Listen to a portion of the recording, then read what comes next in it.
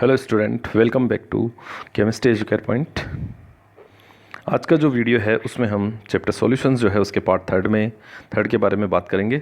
उससे पहले part second जो था उसमें हमने सॉल्युबिलिटी यानी कि विलेयता के बारे में डिटेल से स्टडी किया था, और इसके अलावा हेनरी नियम जो था उसे भी डिटेल से हमने स्टडी किया था।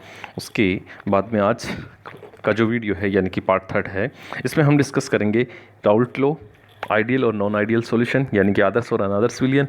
इसके अलावा एजियोट्रॉपिक मिश्रण जो होते हैं यानी कि स्थिरक्वाती जो मिश्रण होते हैं उनके बारे में डिटेल से स्टडी करेंगे। उनके टाइप्स जो है वो भी देखेंगे, उनके एग्जांपल्स जो है वो भी देखेंगे। तो शुरू करते हैं सबसे पहले राउल्ट लॉ। राउल्ट लॉ जो है वो क्या कहता है कि स्थिर यानी कि वाष्पशील जो द्रव होते हैं उनके विलयनों में प्रत्येक अवयव का जो आंशिक दाब होता है यानी कि पी जो होता है वह उनके मोलन्स के क्या होता है, समानुपाती होता है। फॉर एग्जांपल यहाँ हम कह सकते हैं P समानुपाती x। P यहाँ आंशिक दाब हो गया और x जो है वो क्या हो गया, मोल अंश हो गया। फॉर एग्जांपल हम देखते हैं कि अपने पास जो अवयव हैं दो, यानी कि जो दो द्रव हैं वाष्पशील, वो A है और B है। A जो है उसका आंशिक दाब हो गया PA और B का हो गया आपके PB। इसका मोल अंश हो गया XA और इसका मोल अंश हो गया XB। ओके, तो फिर इसको राउल्ट लॉ के थ्रू हम इसका कुल वाष्प दाब जो है वो निकाल के देखते हैं, जो निम्न प्रकार निकाल सकते हैं। तो मान लिया हम कह रहे हैं अवयव A का जो आंशिक दाब है वो कितना हो गया, PA हो गया। ये समानुपाती है किसके, XA के। तो PA बराबर हो गया PA नोट XA, समानुपाती चिन्ह हटाए, PA नोट आ गया। PA नोट जो है वो अवयव A का शुद्ध अवस्था में आंशिक दाब है। शुद्ध अवस्था का मतलब जब दोनों अवयवों को नहीं मिलाया है तब। दूसरा PB जो है वो समानुपाती होता है XB के, अर्थात हम कह सकते हैं कि PB बराबर है PB नोट XB। तो यहाँ पर ये जो PB नोट है ये आपके अवयव का शुद्ध अवस्था में आंशिक दाब हो गया। अब डाल्टन का जो आंशिक दाब का नियम है वो क्या कहता है कि किसी भी विलयन का जो कुल दाब होता है वो उसके अवयव के आंशिक दाबों के योग के क्या होता है, बराबर होता है। यानी कि P टोटल बराबर हो गया PA प्लस PB। तो यहाँ पर हम P टोटल PA और PB के मान रखेंगे, तो PA note XA plus PB note XB हो गया। ओके, उसके बाद में हम जानते हैं कि अवयव के जो कुल मोल अंश होते हैं उन सभी का योग हमेशा कितना होता है, 1 होता है।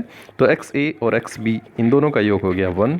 तो XA इज इक्वल लिख सकते हैं 1 माइनस XB। ये वाली वैल्यू यहाँ XA की जगह पुटअप करते हैं, तो P टोटल बराबर आ गया PA not 1 minus XB plus PB note XB। इनको सोल्व करते हैं तो PT बराबर हो गया PA note minus PA note XB plus PB note XB। इस तरीके से हम यहाँ कुल दाब जो है वो निकाल सकते हैं यदि अवयव A और B जो है वो दोनों वाष्पशील हो। ओके, तो इस तरीके से हमने जैसा कि बताया इस डेरिवेशन को यहाँ मैंने नोट डाउन भी किया है। इस तरीके से ये जो है डेरिवेशन हम बता सकते हैं। ये यहाँ हो गया PA समानुपाती किसके हो गया, XA के। समानुपाती चिन्ह हटाया तो PA नोट आ गया जो शुद्ध अवस्था में वाष्प दाब है। ठीक इसी प्रकार हो गया आपके PB समानुपाती किसके, XB के। समानुपाती चिन्ह हटाया, PB नोट आ गया और PB नोट जो है वो शुद्ध अवस्था में आंशिक वाष्प दाब है। ओके, ठीक इसी प्रकार जैसा कि मैंने कहा कि आंशिक दाब में कुल दाब जो है यानी कि P बराबर है PA प्लस PB। ये रहा PA प्लस PB। दोनों के मान जब अपन ने रखे तो ये मान इस तरीके से रखने पर, और XA प्लस XB जैसा कि मैंने अभी बताया था कि मोल अंशों का योग हमेशा कितना होता है, 1 होता है। और पक्षांतरण करके हमने लिख लिया XA बराबर 1 माइनस XB। और ये वैल्यू जो है XA की यहाँ पुटअप की, और पुटअप करने पर ये जो फॉर्मूला आया था इस तरीके से ये यहाँ पर हम बता सकते हैं, जैसा कि यहाँ मैंने बताया है। ओके, इस तरीके से हम इसको जो है वो बता सकते हैं, जैसा कि मैंने यहाँ पर ये फॉर्मूला निकाला। ओके, उसके बाद में चलते हैं हम आगे।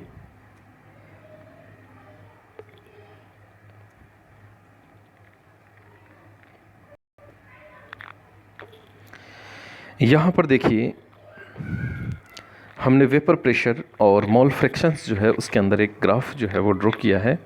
वो जो ग्राफ है किस प्रकार से है, देखिए, एक तरफ हमने वेपर प्रेशर लिया है, ये वेपर प्रेशर, और एक तरफ हमने मोल फ्रैक्शन यानी कि मोल अंश XA ली। तो यहाँ पर आप देख सकते हो XA 1 है और XB क्या है, 0 है। ऐसा क्यों है? क्योंकि हम जानते हैं कि मोल अंशों का योग हमेशा 1 होता है। तो ये अगर 1 है तो ये 0 हो गया। ठीक इसी प्रकार यहाँ ये 0 है तो ये यहाँ 1 हो गया। ओके, तो यहाँ पर ये जो PA है, PA जो है वो यहाँ पर XA के रिलेशन में चलेगा, और ये जो है यहाँ पर PB जो है वो XB के रिलेशन में चलेगा। इसको हम कैसे देख सकते हैं? फॉर एग्जांपल, अभी हमने कहा था कि P टोटल बराबर क्या होता है, PA प्लस PB। तो यहाँ पर ये जो है हम बता सकते हैं कि PT बराबर हो गया PA note XA plus PB note XB। Okay, तो जब यहाँ XB 0 है तो ये वैल्यू भी कितनी हो गई, 0 हो गई।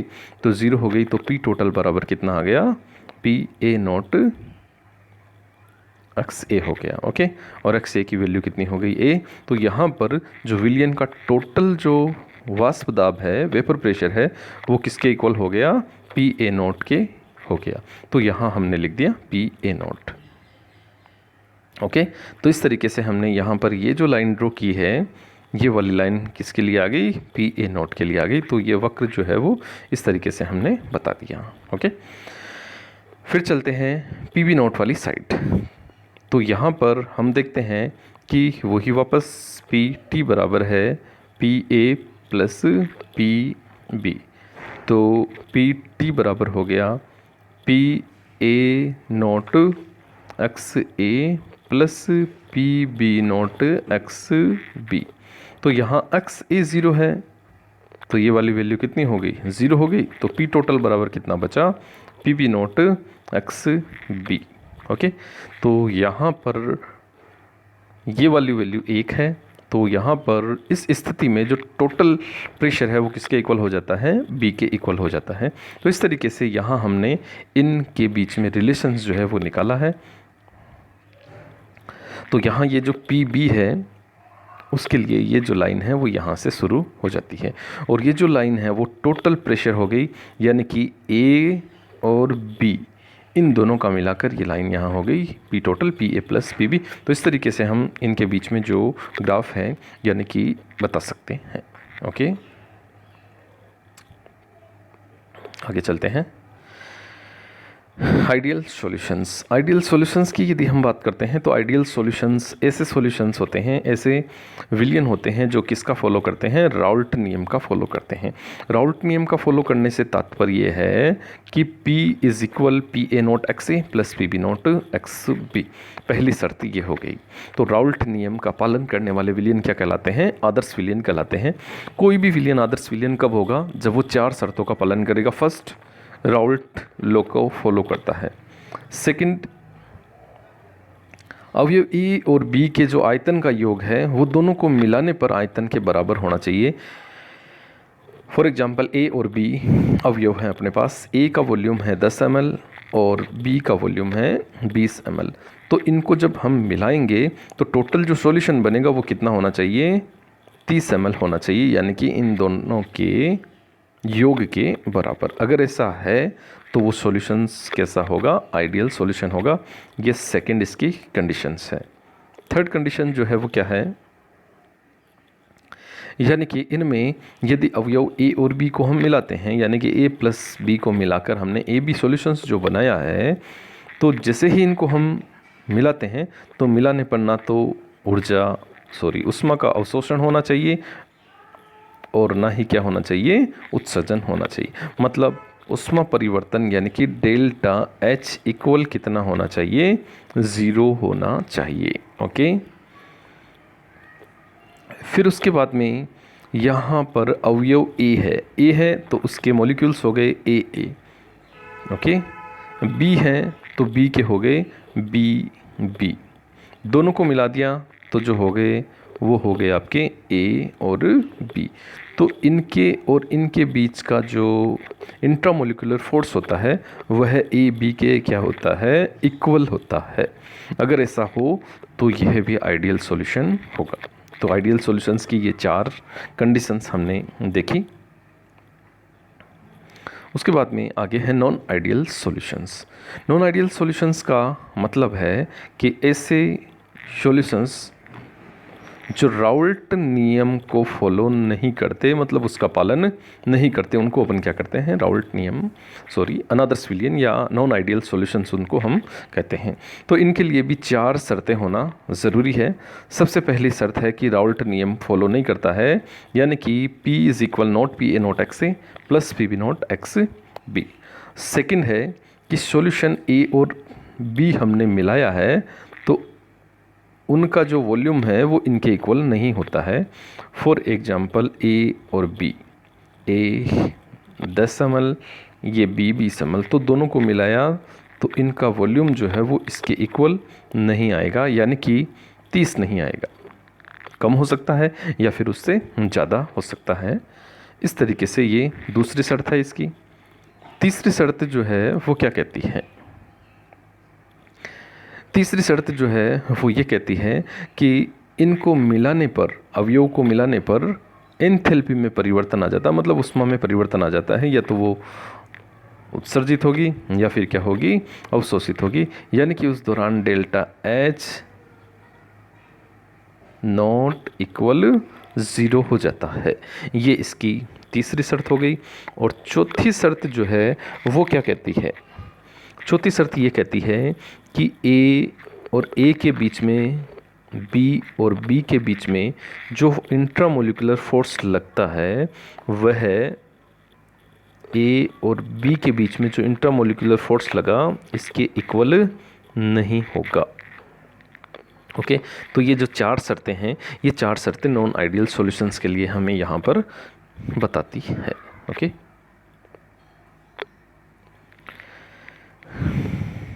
उसके बाद में हम आइडियल और नॉन आइडियल सॉल्यूशंस को एक बार वापस डिफरेंस देख लेते हैं। ये मैंने यहाँ आइडियल सॉल्यूशन लिखा यानी कि आदर्श विलयन, ये यहाँ मैंने लिखा आदर्श विलयन, और यहाँ मैंने लिखा अनादर्श विलयन।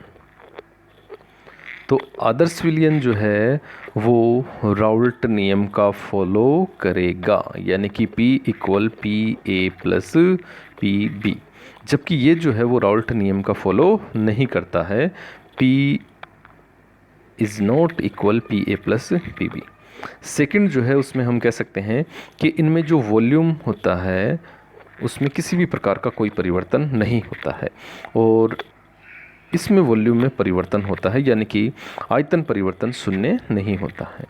इसमें एंथैल्पी परिवर्तन जो है वो शून्य होता है, यानी कि ऊर्जा या ऊष्मा का ना तो अवशोषण होता है ना ही उत्सर्जन होता है, जबकि यहाँ पर अवशोषण या उत्सर्जन हो सकता है।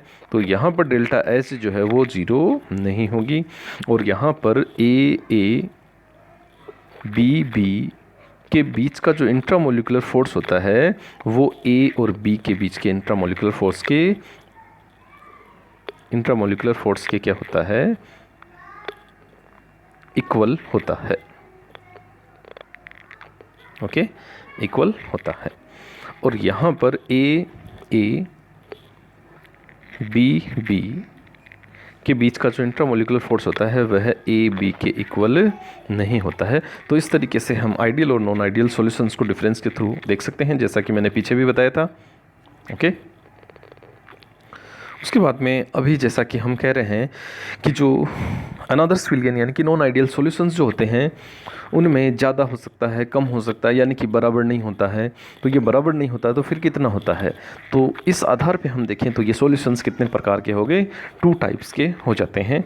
2 टाइप्स, ये 2 टाइप्स। ओके, फर्स्ट टाइप्स जो है वो है धनात्मक विचलन दर्शाने वाले।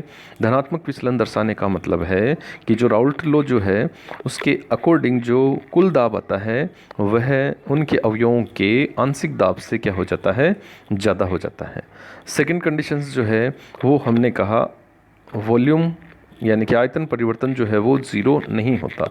तो ज़ीरो नहीं होता यानी कि यहाँ इसमें क्या होता है, पॉजिटिव होता है। ओके,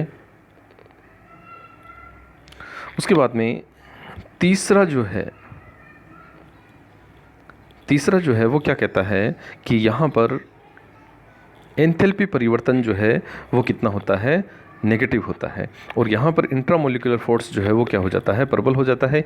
यानी कि ए और बी के बीच का जो इंट्रामोलिकुलर फोर्स वह ए बी के क्या हो जाता है, प्रबल हो जाता है। इसके एग्जांपल देख सकते हैं हम, मेथेनॉल प्लस जल है, एथेनॉल प्लस जल, यानी कि इनका जो विलयन होता है वह एक प्रकार से धनात्मक विचलन दर्शाने वाला विलयन जो है उसके एग्जाम्पल्स होते हैं। ओके, उसके बाद में इसका जो ग्राफ है उस ग्राफ को हम बता सकते हैं। इस ग्राफ में हम देख सकते हैं कि ये जो डॉटेड लाइन है, ये वाली जो डॉटेड लाइन है, ये डॉटेड लाइन तो किसको शो करती है, आइडियल सॉल्यूशंस यानी कि राउल्ट नियम का जो फॉलो होता है उसको शो करती है। जबकि ये जो ऊपर वाली लाइनें हैं यानी कि ये वाली लाइनें, यह किसको शो करती है, धनात्मक विचलन दर्शाने वाले।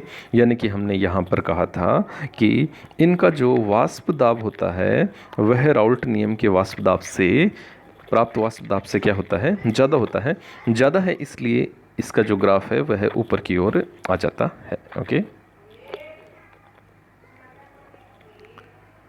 आगे चलते हैं। ऋणात्मक विचलन, दूसरे वाला प्रकार जो है ऋणात्मक विचलन दर्शाने वाले। इसमें कुल जो वाष्प दाब होगा वह अवयवों के वाष्प दाब से क्या हो जाता है, कम हो जाता है। ओके, दूसरा जो है यहाँ पर जो आयतन परिवर्तन यानी कि वॉल्यूम जो है उसमें परिवर्तन क्या होता है, नेगेटिव। यानी कि दोनों को मिलाने पर जो विलयन का आयतन आता है वो क्या हो जाता है, कम हो जाता है। फॉर एग्जांपल जैसे एक 20 था, एक 10 था, तो दोनों को मिलाने पर यहाँ पर वॉल्यूम जो है वो 30 नहीं आता है बल्कि 30 से क्या आता है, कम आता है। तो इस प्रकार के सॉल्यूशंस भी इस कैटेगरी के अंदर काउंट किए जाते हैं। तीसरा, उष्मा उत्सर्जित होती है। उसमें उष्मा क्या हो रही थी, अवशोषित हो रही थी, यहाँ क्या हो रही है, उत्सर्जित। तो डेल्टा एच जो है वो क्या हो जाता है, नेगेटिव। और उनके बीच में यानी कि ए और बी के बीच में जो इंट्रामोलिकुलर फोर्स होता है वो ए बी के इंट्रामोलिकुलर फोर्स से क्या हो जाता है, दुर्बल हो जाता है। तो इस प्रकार से हम इनके बारे में इनको बता सकते हैं।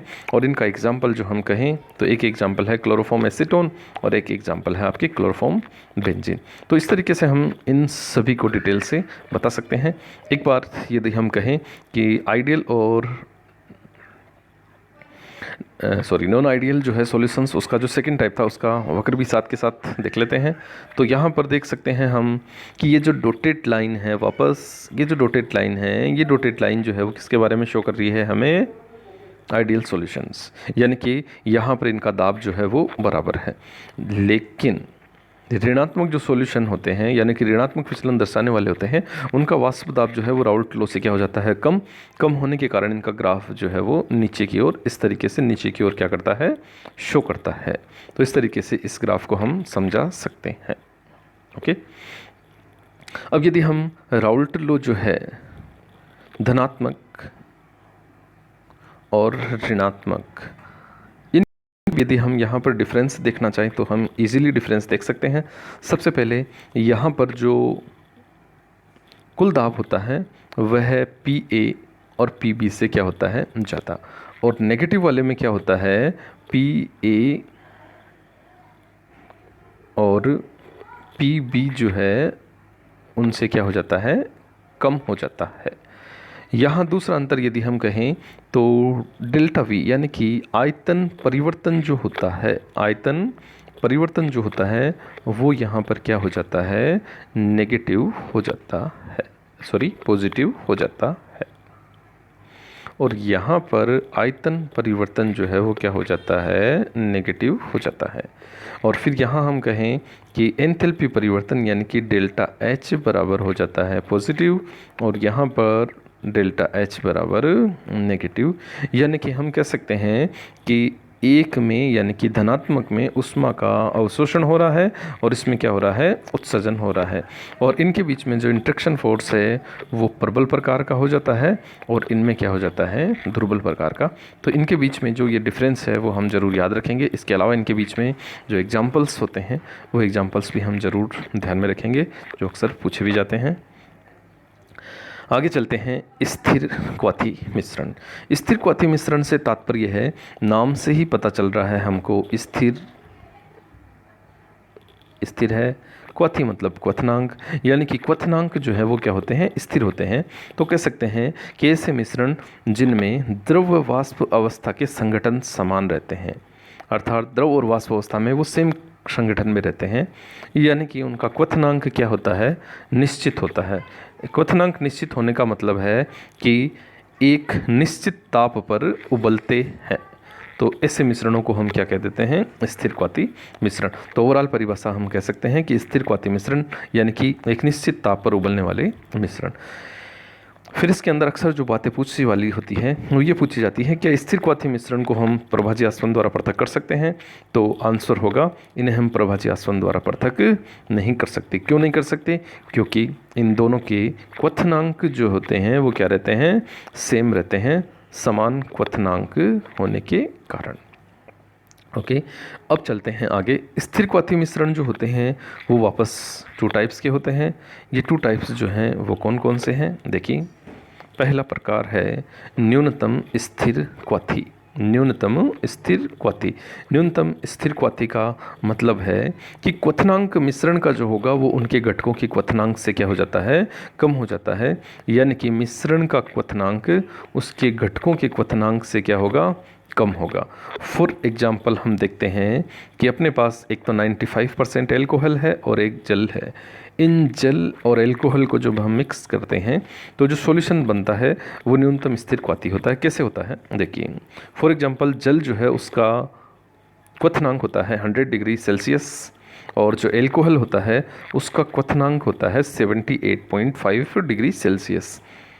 100 एक जल का है और 78.5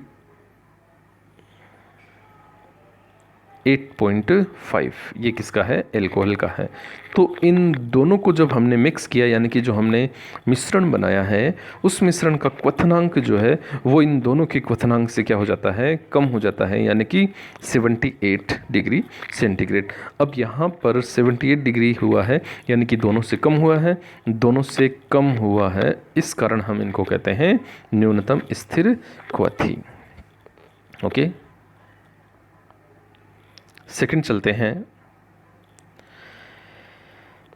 अधिकतम स्थिर क्वाथी। अधिकतम स्थिर क्वाथी जैसा कि नाम से ही पता चल रहा है कि मिश्रण का जो क्वथनांक होगा वो घटकों के क्वथनांक से क्या हो जाता है, अधिक हो जाता है। और यहाँ पर एक एग्जाम्पल हम देखते हैं HNO3 का और जल का मिश्रण।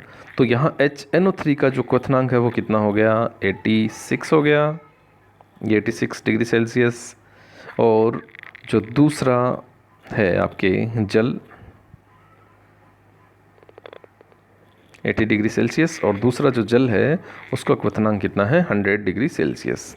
इन दोनों को जब हम मिलाएंगे तो जो सॉल्यूशन यानी कि मिश्रण बनेगा उस मिश्रण का क्वथनांक जो है वो कितना होगा, 120.5 डिग्री सेल्सियस, जो दोनों से क्या है, ज़्यादा है। 86 से भी ज़्यादा है और 100 डिग्री से भी ज़्यादा है। तो इस प्रकार जो बना है वो क्वथनांक ज़्यादा है। क्वथनांक ज़्यादा होने के कारण ही ऐसे मिश्रण कहलाते हैं स्थिर, अधिकतम स्थिर क्वाथी या अधिकतम क्वथनांकी स्थिर क्वाथी।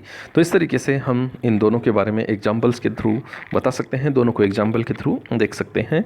और इनके अलावा एक चीज़ और ध्यान में रखने की है कि जो न्यूनतम स्थिर क्वाथी होते हैं, न्यूनतम स्थिर क्वाथी जो होते हैं, उनके लिए हम कह सकते हैं कि ऋणात्मक विचलन दर्शाने वाले, यानी कि राउल्ट नियम से जो विचलन ऋणात्मक दर्शाते हैं वो मुख्यतः अधिकतम स्थिर क्वाथी होते हैं, और राउल्ट नियम से जो धनात्मक विचलन दर्शाते हैं वो क्या होते हैं, न्यूनतम स्थिर क्वाथी।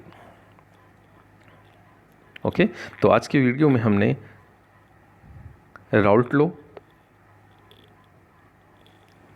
आइडियल नॉन आइडियल सॉल्यूशंस, उनके टाइप्स, और इसके अलावा हमने जो एजियोट्रॉपिक मिक्सन जो होते हैं उनके बारे में भी बात की थी। उनके टाइप्स जो हैं वो भी देखें, उनके एग्जांपल्स जो के थ्रू भी हमने समझा। तो इस प्रकार से आज के वीडियो में हमने ये सारी बातें देखी। Thank you.